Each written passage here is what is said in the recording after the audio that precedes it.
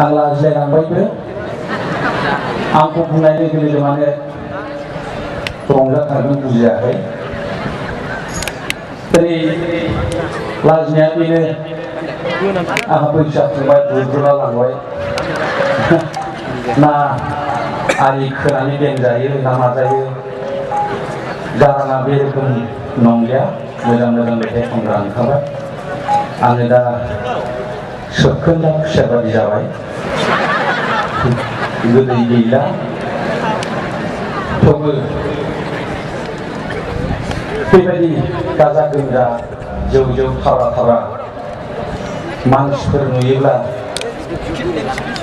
बोरायनो बानाय थैनो गिनाय जायो दा सम सम बेबायदि सानो आङो केसेटफोर बायदि गुदिनिफ्राय दामजानाय बायदि बैसोआबो दामजानाय मोनब्ला गुदिनिफ्राय फैफिनजोबगौमोन होननानै आं सानबाय थायो दा मा खालामनो इसोरा बिदि खाबु होआखिसै खम गोबावसै बोरायलायबाय बेसे लं लिभ होनलागौ थावनो नो रेस्ट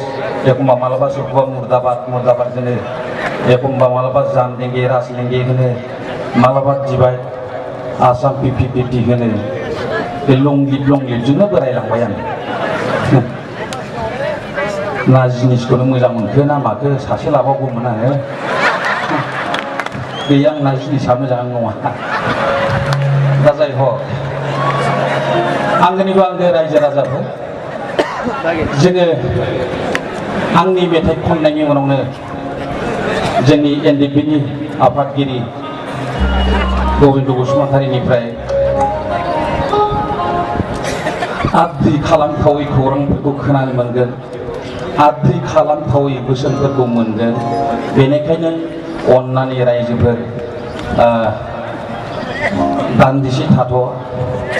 जोङो जोंनि आलासिफोरनि बिबुंथिफोरखौ खोनासंगोन आरो गेजेर गेजेर जोंनि गसाइ दैमारिमोन दं ओमफ्राय आंबोथ' दंबाय थायो गेजेर गेजेर रोजाबलांबाय थागोन बे जबानखौ होनाय जाहैबाय दा आंखौ मेथाइखौ बोरैबासो खनफिनबाय उदै खमाव जाखोथाय र' ओरैनो थास्लायस्लाय गोसोथोलायनायखौ खनसां बे खौसे जाखौ बेसे बुंबावनो बुंला दा गोसोथोलायनाया बन्द थाया ना सनिबार दं ना रबिबार दं बेखौनो बुंनो नागिरबाय आरोखि सनिबार गैया रबिबार गैया गोसो थोलायनाया बन्द गैया